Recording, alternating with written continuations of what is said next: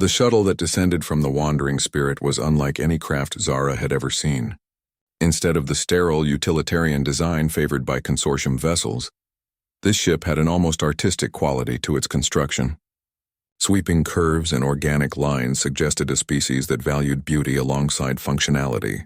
As it touched down on the rocky surface, she could see gardens visible through transparent aluminum viewports, actual living plants aboard a spacecraft.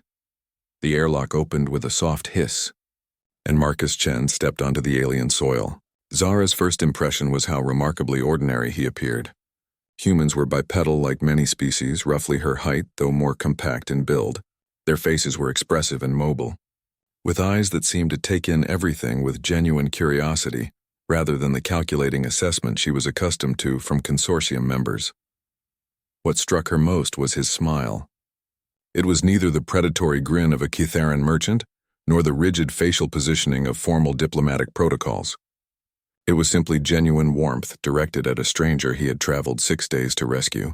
When he spoke, his voice carried the same qualities that had sustained her through the darkest hours: patience, kindness, and an inexplicable optimism about the universe. Behind Marcus came 2 other humans.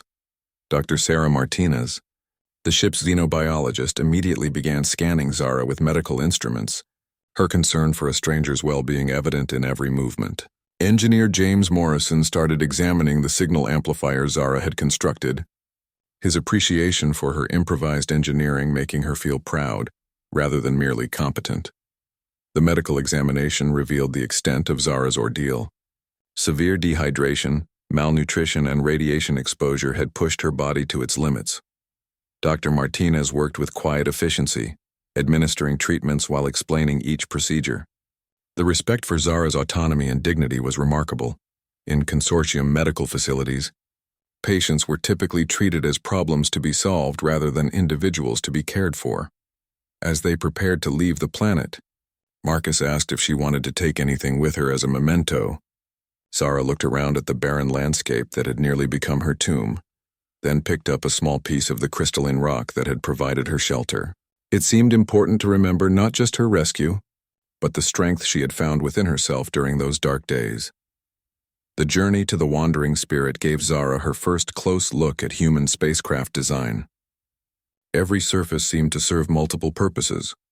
Walls incorporated growing plants that helped process air, floors contained channels for water circulation, and even the ceiling displayed images of Earth's sky that cycled through different times of day.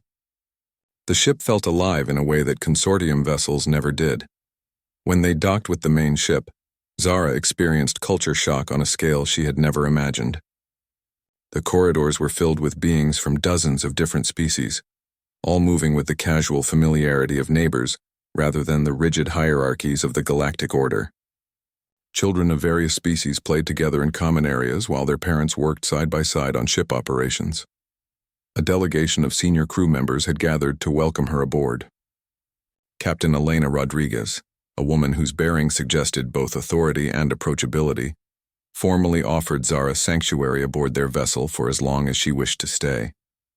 The ceremony was simple but moving. No complex legal documents or binding agreements, just one being offering help to another in need. The quarters assigned to Zara were larger and more comfortable than her apartment back on the Vorthak homeworld. More importantly, they had been modified to accommodate her physiology.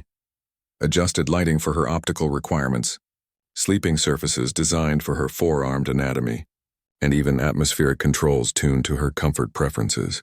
The effort that had gone into these preparations spoke to a level of consideration that moved her to tears. Her first meal aboard the ship was a revelation. The dining hall was a vast space filled with dozens of different species sharing food and conversation. Humans had somehow managed to synthesize nutritious meals that satisfied the dietary requirements of radically different biologies. More remarkable was the social atmosphere, natural mixing between species that would never interact peacefully in consortium space. Dr. Martinez introduced her to the ship's cultural liaison, Professor David Kim, who specialized in helping newcomers adapt to life aboard the Wandering Spirit.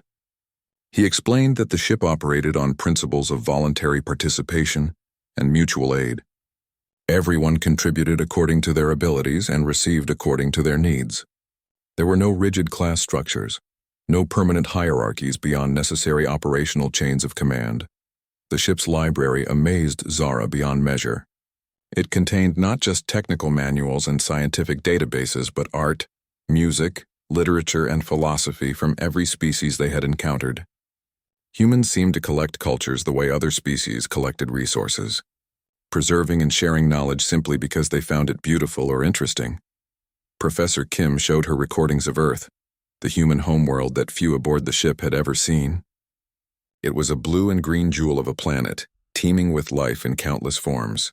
The humans spoke of it with profound love, but without the possessive nationalism that characterized most species' relationships with their birth worlds. They saw themselves not as Earth's owners, but as its children, carrying its legacy to the stars. The more Zara learned about human culture, the more she understood why their approach to the universe was so different. They had evolved on a world where cooperation between different groups was essential for survival. Their planet had challenged them with ice ages, volcanic catastrophes, and natural disasters that required species-wide coordination to overcome. This had created a psychology that saw diversity as strength rather than threat. Human history was filled with conflicts and mistakes, but also with an extraordinary capacity for growth and redemption. They spoke openly about their past failures, wars, environmental destruction, social injustices, not to excuse them but to learn from them. This honesty about their own imperfections seemed to make them more rather than less trustworthy. As her first week aboard the ship progressed, Zara began to understand that she had been rescued by more than just a passing vessel. She had been welcomed into a community that represented everything the galactic civilization claimed to be, but had somehow failed to achieve. These humans and their allies had created a society based on genuine cooperation rather than enforced compliance. The work assignments offered to her were varied and interesting. She could contribute to engineering projects, share her geological expertise with the science teams, or help with the complex logistics of keeping 40,000 beings fed, housed, and happy. For the first time in her life, her value was measured not by her usefulness to authorities but by her desire to contribute to a community that valued her as an individual. Standing at an observation deck, watching the stars stream past as the wandering spirit continued its eternal journey, Zara realized that her abandonment on that distant planet had led to the greatest gift of her life. She had found her true people among the stars, not necessarily her species, but beings who shared her values and dreams for what the universe could become. The crimson sand whipped across Zara's face as she pressed herself against the jagged rocks, her breathing apparatus struggling against the thin atmosphere of Kepler 442b. Her violet skin had begun to pale from malnutrition, and her forearms trembled with exhaustion. 3 cycles had passed since the consortium vessel had left her here to die, punishment for her supposed betrayal of their mining operation. The Vorthak had always been considered expendable by the Galactic Consortium. Their natural resistance to radiation made them perfect for dangerous mining work, but their rebellious nature made them unwelcome when they questioned orders. Zara had made the mistake of reporting safety violations that were killing her fellow miners. The punishment was swift and brutal, abandonment on this desolate world with nothing but basic survival gear. She pulled her scanner from her utility belt, its screen flickering weakly. The device showed what she already knew. This planet was dying. The twin suns were gradually pulling apart its atmosphere, leaving behind a barren wasteland of rock and dust. No intelligent life existed here, and the few hardy organisms that survived did so deep underground, beyond her reach. The shelter she had constructed from salvaged debris provided minimal protection from the daily sandstorms. Her water recycler was failing, producing barely enough moisture to keep her alive. Food rations would last perhaps another week if she continued to ration them carefully. After that, she would face the slow agony of starvation. As night fell and the temperature dropped below freezing, Zara huddled in her makeshift shelter and activated her emergency beacon one final time. She had been broadcasting distress signals continuously since her abandonment, but the response was always the same: silence. The consortium had classified this system as off-limits, ensuring that no legitimate vessels would venture here. She closed her eyes and tried to remember her homeworld, with its purple seas and crystalline forests. Her family had probably received notice of her accidental death during a mining accident by now. They would never know the truth about her fate, never know that she had tried to save lives only to lose her own. The wind howled outside her shelter, carrying with it the bitter taste of defeat. Zara had always prided herself on her resilience, on her ability to survive impossible situations. She had endured cave-ins, radiation exposure, and brutal working conditions that would have killed most species. But this was different. This was not a temporary hardship to be overcome, but a death sentence to be endured. Her communicator crackled with static, the same meaningless noise that had tormented her for days. She reached to turn it off to spare the battery for more essential functions, when something made her pause. There had been a pattern in the static, something almost like a voice buried beneath the interference. She adjusted the frequency modulation, her 4 hands working quickly across the controls. The static cleared slightly, revealing what sounded like a transmission from far beyond this system. The signal was weak and distorted, but unmistakably artificial. Someone or something was broadcasting on an obscure emergency frequency that most species had abandoned centuries ago. The voice that emerged from the speaker was unlike anything she had ever heard. It lacked the melodic tones of Vorthak speech, the clicking consonants of insectoid languages, or the harmonic frequencies of the silicon-based races. This voice was rough and unpolished, speaking in a language she did not recognize, but somehow it filled her with an inexplicable sense of hope. She recorded the transmission and fed it through her universal translator, but the device struggled with the unknown syntax and grammar. Fragments of meaning emerged. Words about exploration, about never giving up, about the vastness of space and the connections that bind all living things together. The speaker seemed to be addressing no one in particular, broadcasting thoughts and observations into the void.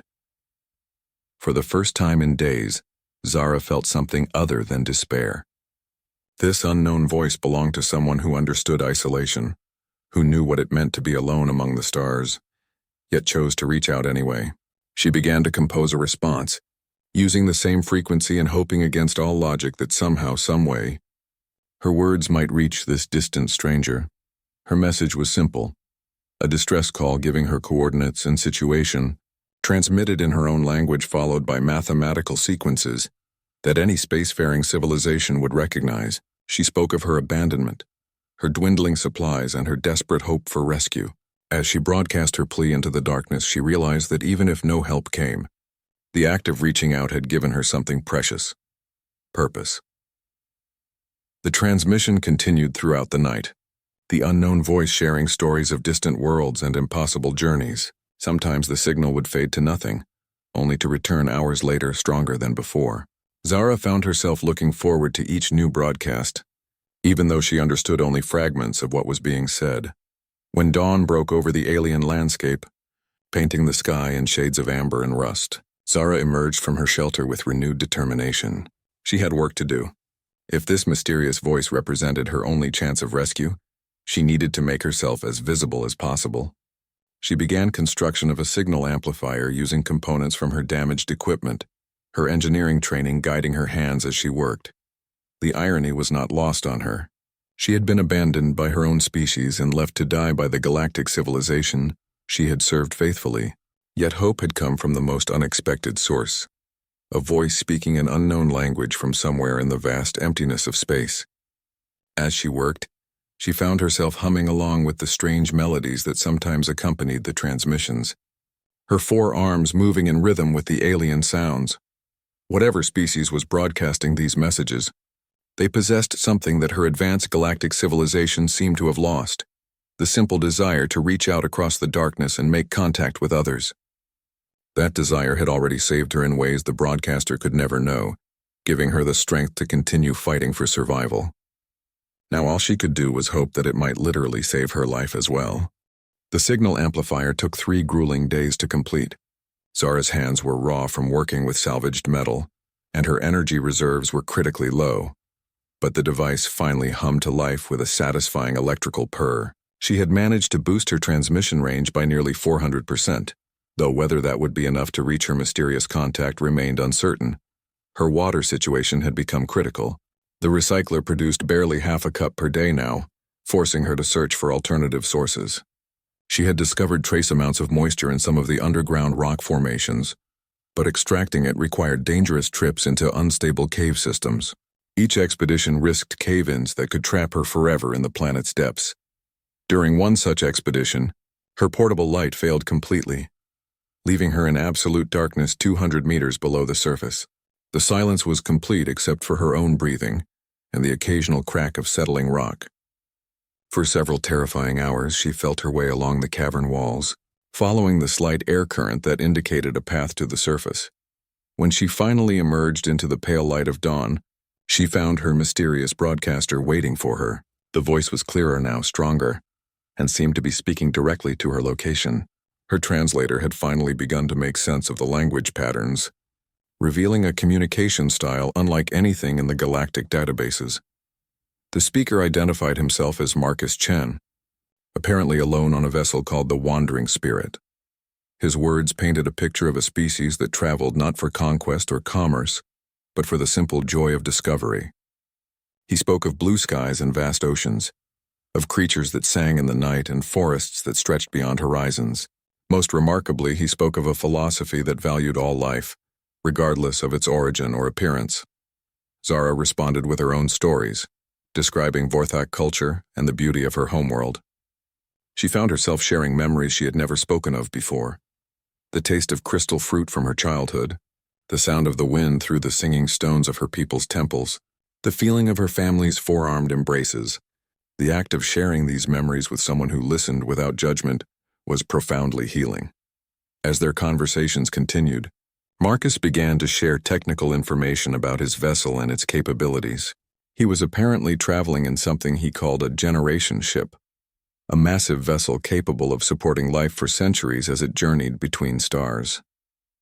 The concept was familiar to Zara from historical records, but she had believed such ships to be extinct relics of a more primitive era. The ship's propulsion system fascinated her. Instead of the quantum tunneling drives used by the consortium, Marcus described something called an Alcubierre drive that bent space-time around the vessel. The technology was theoretically sound but required enormous amounts of energy. The fact that his people had made it practical suggested an advanced understanding of physics that rivaled the greatest minds in the galaxy. More intriguing were Marcus's casual references to the crew size. He spoke of 40,000 souls aboard the Wandering Spirit, representing not just one species but dozens of different life forms that had chosen to journey together. The concept of such cooperation between species was almost unthinkable given the rigid hierarchies and territorial disputes that dominated galactic politics. When Zara shared her coordinates and the circumstances of her abandonment, Marcus's response shocked her. There was no careful calculation of risk versus reward, no diplomatic consultation with higher authorities. Instead, there was immediate, unquestioning commitment to help a stranger in distress. He began plotting a course to her location, estimating arrival in 6 standard days. The revelation that help was actually coming triggered a cascade of emotions Zara had been suppressing. She wept for the first time since her abandonment, her tears freezing almost instantly in the thin atmosphere. But these were not tears of despair. They were tears of gratitude for a kindness she had never expected to receive. As the Wandering Spirit approached, Marcus began sharing more details about his people. They called themselves humans, apparently a relatively young species that had only recently developed interstellar travel. They had no formal government, no central authority making decisions for their entire race. Instead, they operated on principles of individual choice and voluntary cooperation that seemed chaotic, yet somehow effective. The humans had encountered other species during their travels, always approaching with curiosity rather than fear or aggression. They had been attacked, cheated, and betrayed multiple times, yet they continued to offer friendship to every new species they encountered. Marcus spoke of these setbacks not with bitterness, but with the resigned acceptance of someone who understood that trust was a choice that had to be renewed with each encounter. Zara began to prepare for rescue, gathering what few possessions she wanted to preserve and dismantling her shelter for useful materials. She found herself nervous about meeting these humans face to face. Their psychology seemed so different from anything she had encountered that she wondered if she would be able to fit in among them. Her concerns were eased when Marcus, began teaching her basic human social customs. Through their conversations, he explained concepts like personal space and eye contact that had no equivalent in Vorthak culture, while she shared information about her people's complex gestural language and the significance of scent markers in communication.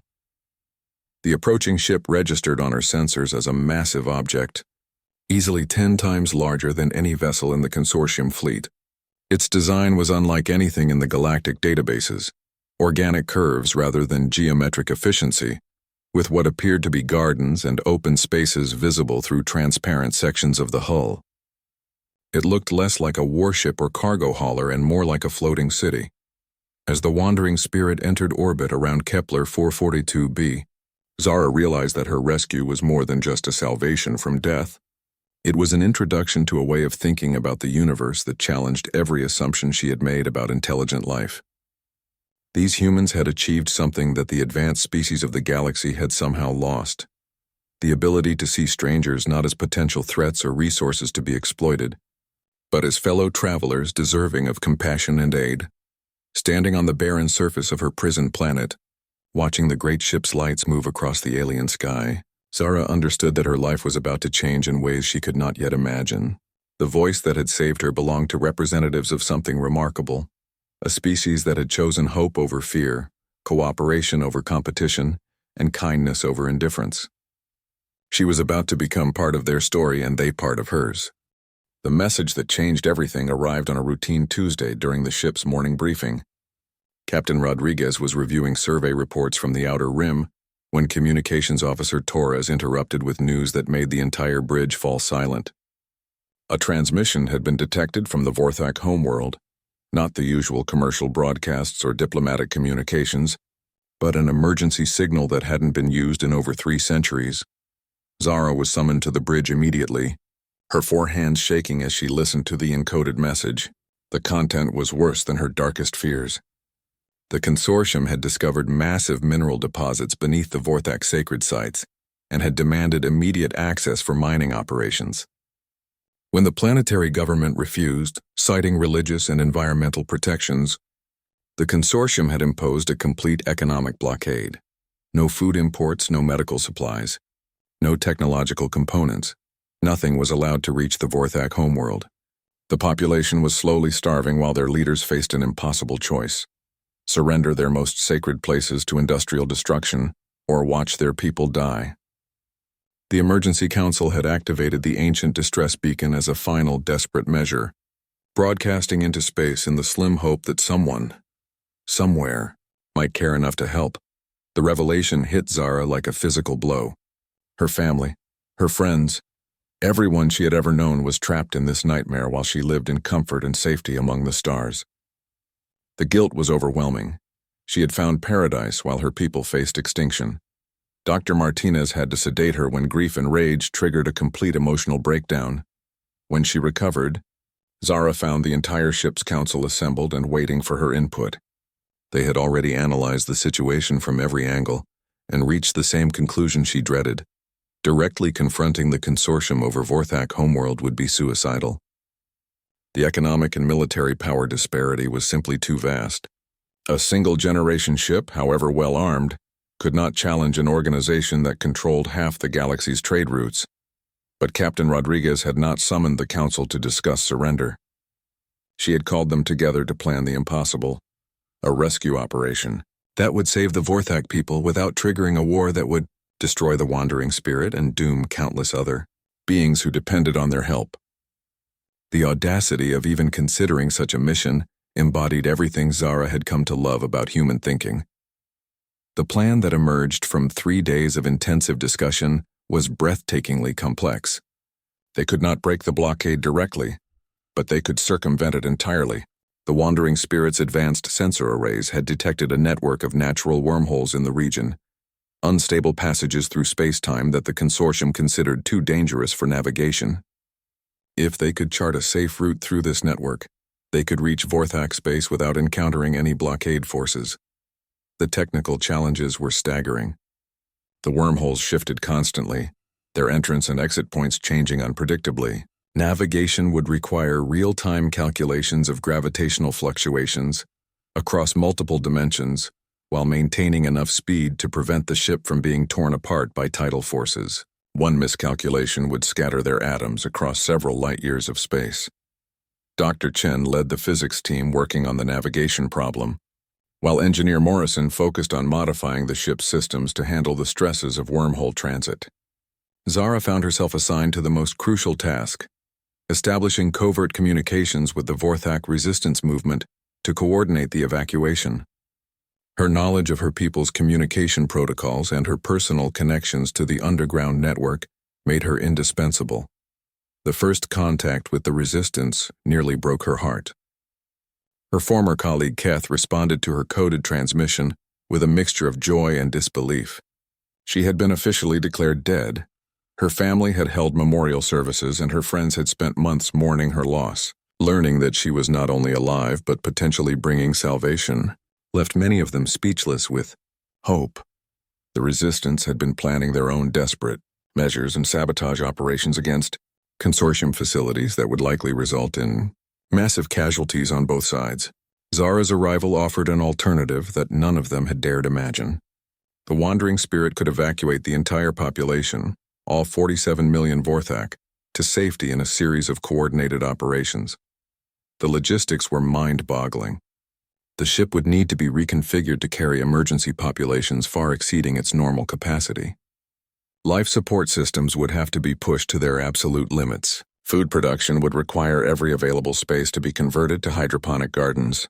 Most challenging of all, they would need to establish temporary colonies on unpopulated worlds where the refugees could be safely settled. The human response to these challenges exemplified everything Zara had learned about their species. Instead of calculating costs and benefits, they asked how it could be done. Every department volunteered to sacrifice comfort and convenience to make room for refugees. Families offered to double up in smaller quarters. Recreational facilities were converted to temporary housing, and the ship's entire social structure reorganized itself around the mission of saving the Vorthak people. Children aboard the ship began learning Vorthak language and customs, preparing to welcome new friends from across the galaxy. Artists created welcome banners incorporating traditional Vorthak symbols, alongside those of dozens of other species. The ship's cultural committee planned celebration ceremonies that would help the refugees feel at home in their new environment. The first test of the wormhole navigation system nearly ended in disaster. A probe sent through the network was torn apart by gravitational shears that the computer models had failed to predict. Dr. Chen's team spent 72 hours without sleep recalculating the variables, while Engineer Morrison redesigned the structural reinforcements for the fourth time. Zara worked around the clock coordinating with the resistance, establishing evacuation schedules that would minimize exposure to consortium surveillance. The operation would require precise timing. Refugees would gather at predetermined locations, board transport ships that would rendezvous with the wandering spirit at carefully calculated intervals, then disperse to safety before the consortium could react. The night before the mission commenced, Zara stood once again at her favorite observation deck, but this time she was not alone.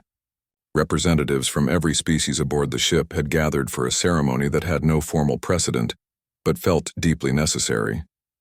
They spoke of solidarity across the void, of the bonds that connected all thinking beings, of the responsibility they all shared to preserve life and dignity in a universe that could be cruel and indifferent.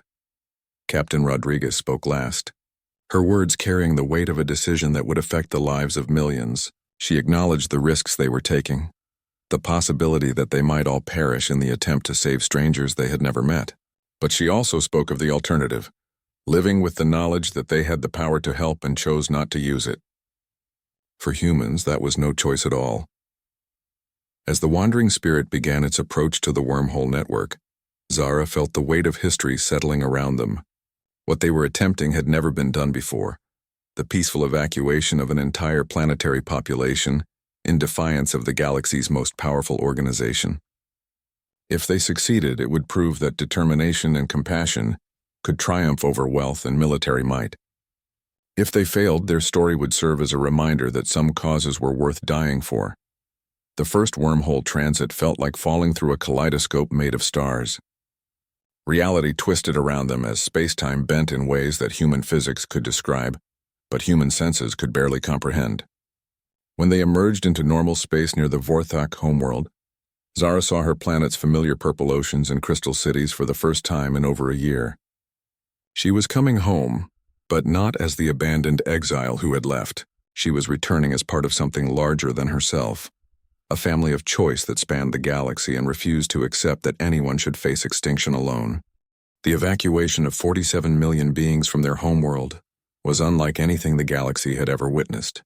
The wandering spirit emerged from the wormhole network like a ghost ship appearing from legend, its massive bulk dwarfing the consortium blockade vessels that scrambled to intercept what they assumed was a lost cargo hauler. By the time they realized what they were facing, the rescue operation was already underway.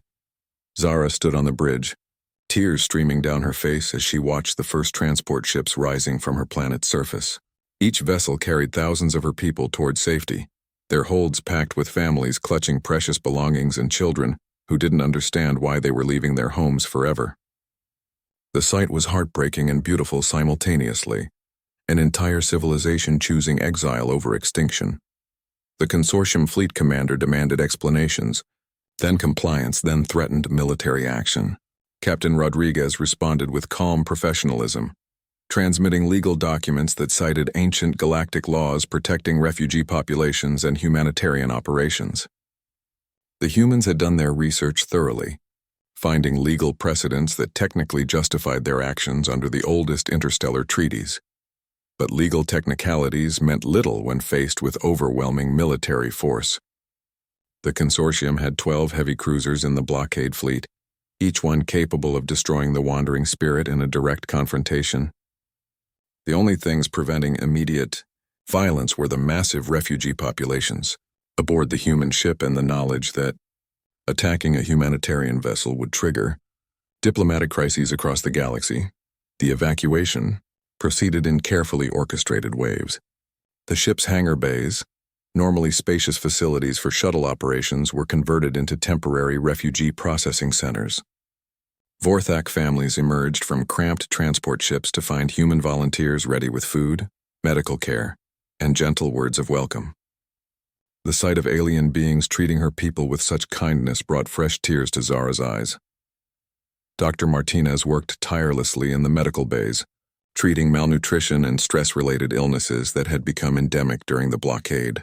Many of the refugees had not seen adequate food in months, and some of the elderly were too weak to survive without immediate intervention. The human medical staff performed miracles of care, saving lives that would have been lost to starvation within days.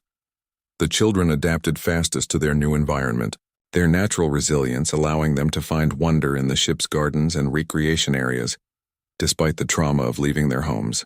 Zara watched young Vorthak playing with human, Centauri, and Altarian children, their laughter echoing through corridors that had been redesigned to accommodate the massive influx of refugees. On the third day of evacuation, disaster nearly struck when a consortium patrol ship attempted to board one of the refugee transports. The captain claimed authority to inspect for contraband materials, but everyone understood the real purpose: to take hostages who could be used to force the wandering spirit's surrender.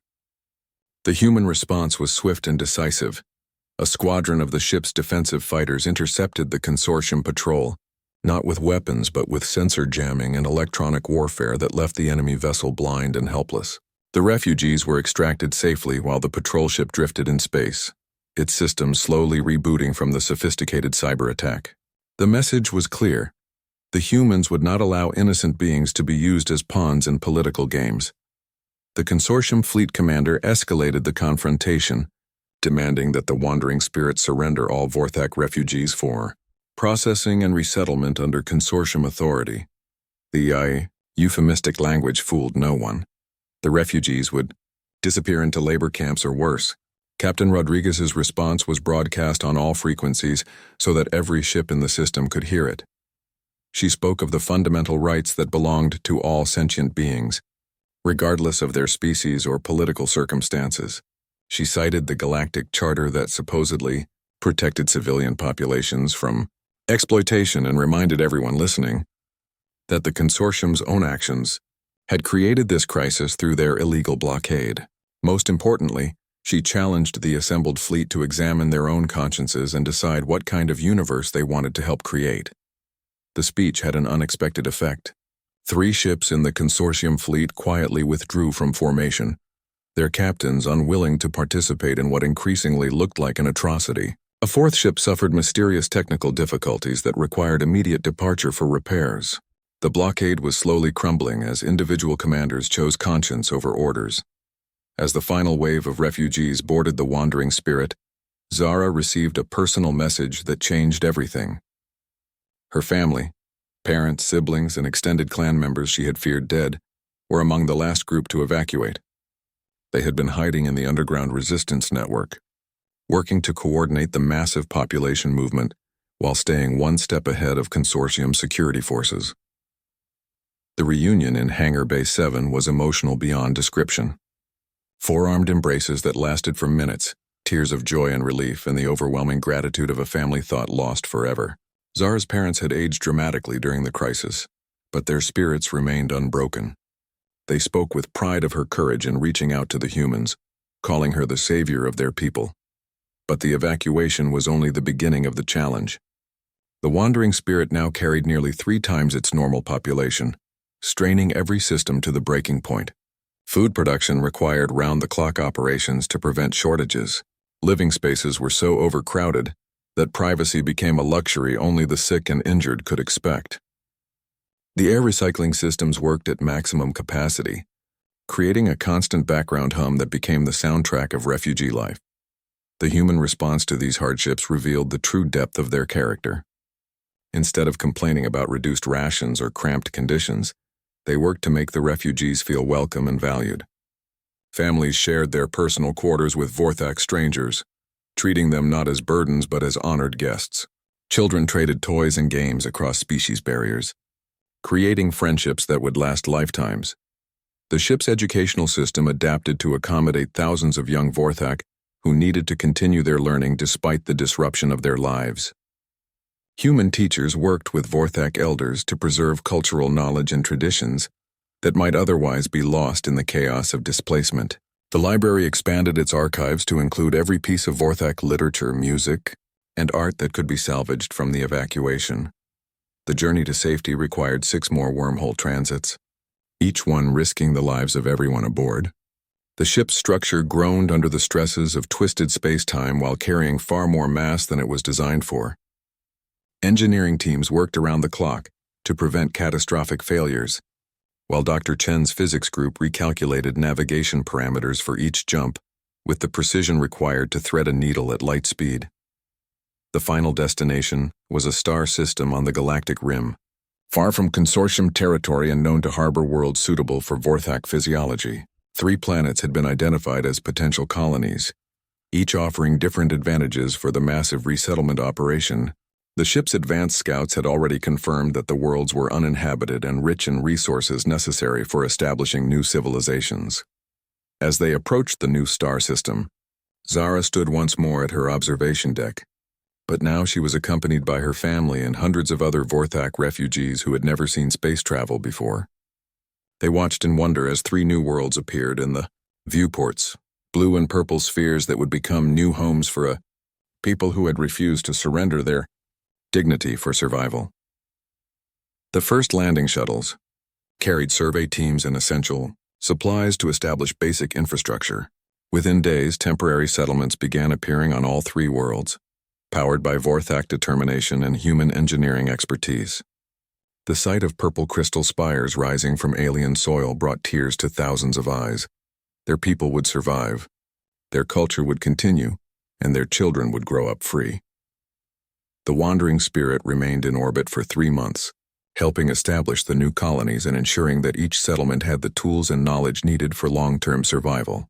The ship's workshops produced everything from agricultural equipment to communication systems, while human experts worked alongside Vorthak specialists to adapt familiar technologies to alien environments. When the time came for the Wandering Spirit to continue its journey, the farewell ceremonies lasted for 3 days. Representatives from each new colony presented gifts to the human crew, works of art, technological innovations, and promises of friendship that would endure across any distance. The bonds forged during the evacuation had created alliances that would reshape galactic politics for generations to come. Zara faced the most difficult decision of her life. She could remain with her people in the new colonies, helping to build the society they would create from the ashes of their exile. Or she could continue aboard the Wandering Spirit, using her experience. 3 months into her new life aboard the Wandering Spirit, Zara had become fully integrated into the ship's community. Her expertise in geology and mining operations had proven invaluable to the survey teams, while her four-armed physiology made her exceptionally useful for complex engineering tasks. More importantly, she had formed friendships that transcended species boundaries in ways she had never thought possible. Her closest friend had become an unexpected one, Dr. James Wright, a human archaeologist who shared her fascination with ancient civilizations. Together, they spent hours exploring the ship's vast archives, uncovering stories of species that had risen and fallen long before either of their peoples had reached the stars. Their conversations often stretched late into the ship's night cycle, two minds from different worlds finding common ground in their shared curiosity about the universe. The ship's approach to conflict resolution amazed Zara daily. When disputes arose between crew members, they were handled through mediation and dialogue rather than authoritarian decree. She watched Captain Rodriguez navigate a complex disagreement between 3 different species over resource allocation, finding a solution that satisfied everyone involved, while strengthening the bonds between the groups rather than merely imposing order. The children aboard the ship particularly fascinated her. Young beings from dozens of species learned together in integrated classrooms, developing friendships that knew no biological boundaries. She often volunteered in the education sections, teaching Vorthak geological techniques to eager young minds who asked endless questions about her homeworld and culture. Their innocent acceptance of diversity was perhaps the most hopeful thing she had ever witnessed. The ship's mission became clearer to her as she participated in survey operations. The Wandering Spirit was not simply exploring space. It was mapping the galaxy for signs of life in distress, cataloging civilizations that needed help, and building networks of cooperation between isolated worlds. They had already rescued 17 different species from various catastrophes, establishing them on suitable worlds or helping them rebuild their societies. During a survey of the Rigel system, Zara encountered her first moral crisis aboard the ship. Their sensors detected a consortium mining operation that was systematically stripping resources from inhabited worlds, displacing indigenous populations in violation of galactic law. The evidence was clear and damning, but intervening would put the Wandering Spirit at risk of retaliation from one of the galaxy's most powerful organizations. The ship's council met to discuss their options. Representatives from every major species group aboard participated in the debate, their discussions guided by principles rather than political calculations. Some argued for caution, pointing out that antagonizing the consortium could endanger their ability to help others in the future. Others insisted that ignoring such obvious injustice made them complicit in the suffering. Zara found herself in the unexpected position of being consulted as an expert on consortium operations. Her intimate knowledge of their procedures and psychology made her input valuable, but also painful as she relived memories of her own abandonment. She shared everything she knew about consortium security protocols, resource extraction methods, and the ruthless efficiency with which they eliminated obstacles to their operations. The decision reached by the Council was typically human in its complexity. Rather than a simple military intervention or passive observation, they chose a third path that required coordination between multiple teams. They would gather irrefutable evidence of the violations, then transmit this data simultaneously to every major news network and government in the galaxy, making it impossible for the consortium to suppress the story. The operation required weeks of careful preparation. Stealth probes had to be deployed to record the illegal activities. Communication networks had to be infiltrated to ensure wide distribution of the evidence, and safe havens had to be prepared for any refugees who might need immediate evacuation. Zara worked closely with the intelligence team, her knowledge of consortium procedures helping them avoid detection. The night before the operation launched, Zara stood again at her favorite observation deck, watching the stars and thinking about the path that had brought her here. A year ago, she had been a simple mining engineer trying to save lives and getting punished for her conscience. Now she was part of something larger, a movement that refused to accept injustice as inevitable. Marcus Chen found her there, drawn by the same view that had comforted him during his own moments of doubt. They stood in comfortable silence for a while before he spoke about the weight of responsibility they all carried. Every decision they made affected not just their own crew, but potentially millions of beings across the galaxy. The burden of such choices would have paralyzed many species, but humans seemed to find strength in the very magnitude of the challenges they faced. When the operation commenced, Zara watched from the communications center as evidence of consortium crimes flooded the galactic networks. The response was immediate and overwhelming. Protests erupted on dozens of worlds. Diplomatic sanctions were imposed by major governments, and the media scrutiny became so intense that the consortium was forced to halt their illegal activities and withdraw from the affected systems. The victory was sweet, but Zara understood that it was just one battle in a larger war. The structures that enabled such injustices were still in place. The attitudes that allowed beings to be treated as expendable resources had not changed overnight. Real progress would require the kind of patient, persistent effort that humans seemed uniquely capable of sustaining across generations. As refugees from the liberated worlds began arriving aboard the Wandering Spirit, Zara found herself in the position of helping traumatized beings begin new lives. Her own experience of abandonment and rescue gave her insights that proved valuable in counseling others who had lost everything. She discovered that healing others helped heal herself, that sharing her story gave meaning to her suffering. The ship's capacity for absorbing new populations was remarkable. Living spaces were reconfigured, resource systems were upgraded, and work assignments were redistributed to accommodate the newcomers. Most amazingly, this was accomplished without any decrease in quality of life for existing residents. The humans had designed their society to grow stronger as it grew larger, each new addition bringing skills and perspectives that benefited everyone. Dr. Wright introduced her to the ship's historical archives during this period, showing her records of previous rescue operations.